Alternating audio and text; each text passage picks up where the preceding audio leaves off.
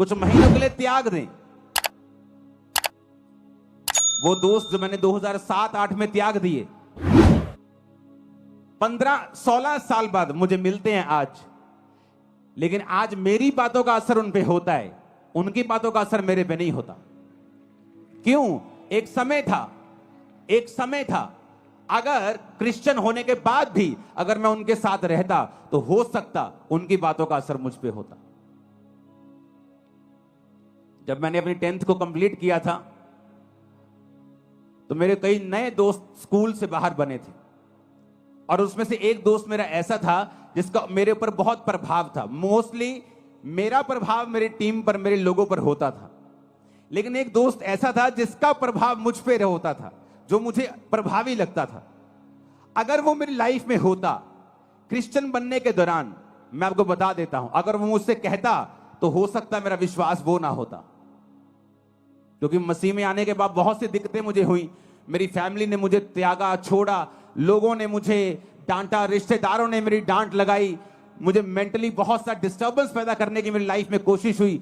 शैतान ने डिस्टर्ब अलग किया, बीमारियों ने अलग किया, लोगों ने अलग किया। पर मसीह में आने के कुछ महीने पहले ही वो दोस्त को परमेश्वर ने मेरी लाइफ से दूर कर दिया था। और अब तब मुझे मालूम हुआ कि इतनी स्टूपिड सी चीज के ऊपर हम कभी भी अलग नहीं हो सकते थे, लेकिन हम हुए। लेकिन कुछ साल पहले हमारा फिर मेल मिलाप हुआ। आज मेरी बातों का असर उस पर होता है, उसकी एक भी बात का असर मेरे पे नहीं होता।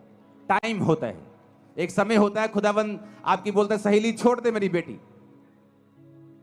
अपने दोस्त को मेरे बेटे छोड़ दे, अपने इस रिश्तेदार को छोड़ दे, कुछ साल के लिए अलग हो जा, अपनी लाइफ बना, अपना कैरियर बना। अरे यूपीएससी एग्जाम में भी, संसारिक सफलता लेने के लिए भी बच्चे जो हैं कुछ देर के लिए अलग हो जाते हैं।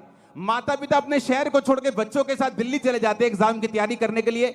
एक संसारिक आदमी को मालूम है संसारिक दृष्टि में कामयाब होने के लिए हमें त्याग करना पड़ेगा, और आत्मिक लोग इतने मूर्ख और इतने अंधे और इतने बहरे और गूंगे हैं कि वो त्याग करने के लिए बिल्कुल तैयार नहीं।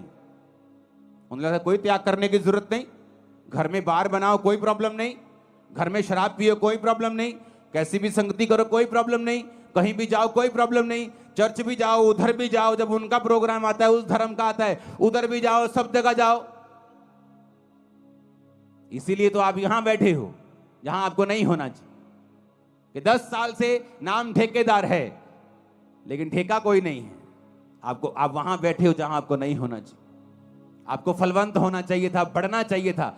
बढ़े क्यों नहीं? क्योंकि क्रिश्चियन व्यक्ति के बारे में बाइबल कहती है कि नमक का स्वाद अगर बिगड़ गया तो वो किसी काम का नहीं। दूसरा बंदा पापी हो सकता है शारीरिक रीति से कामयाब हो जाए, लेकिन क्रिश्चियन अगर खुदा से दूर होगा तो धक्के खाएगा और पैरों के नीचे आएगा, वचन कहता है। क्योंकि तुम सच्चाई को जानते हो, तुम्हारा न्याय अलग रीति से होता है। दूसरा गाने सुन के कामयाब हो सकता है, संसारिक दृष्टि से, आत्मिक दृष्टि से वो भी एक नाकामयाब व्यक्ति है, लेकिन तुम शारीरिक और मानसिक और आत्मिक सब दृष्टि में नाकामयाब हो सकते हो, क्योंकि तुम्हारा न्याय अलग रीति से होता है। तुम प्रभु के लोग हो, तुम वचन जानते हो, सच्चाई जानते हो, तुम जानते हो तुम उजाले में हो, तुमने उजाले का स्वाद चखा है, तुम परमेश्वर को जानते हो। हालेलुया। जब सुबह अपने कानों में कंघी, जब अपने बालों में कंघी करने के लिए उठोगे तो अपने कानों पे ध्यान देना और सोचना कि आज मुझे क्या सुनना है, इस गर्भ के अंदर मुझे क्या लेके जाना है, अच्छा बीज या बुरा बीज। अच्छा बीज लेके जाऊंगा तो अच्छा फल लाएगा, बुरा बीज दूंगा तो बुरा फल आएगा।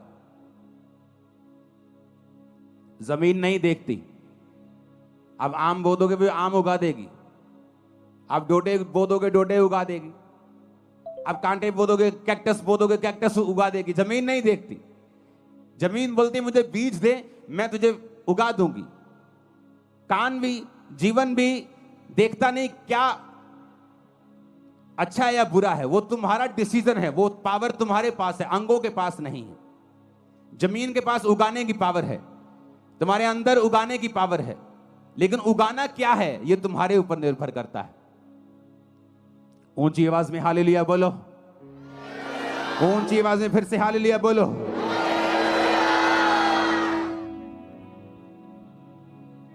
इसलिए बाइबल कहती है अवसर को बहुमूल्य समझो और देखो तुम्हारे अंदर क्या जाना चाहिए, अच्छा या बुरा। अपने हाथों को उठाओ। इस वीरवार को स्पेशल बाइबल टीचिंग होगी और ले हैंड होगा, मैं यहीं हूंगा। अपने हाथों को उठाकर थैंक यू जीसस बोलो।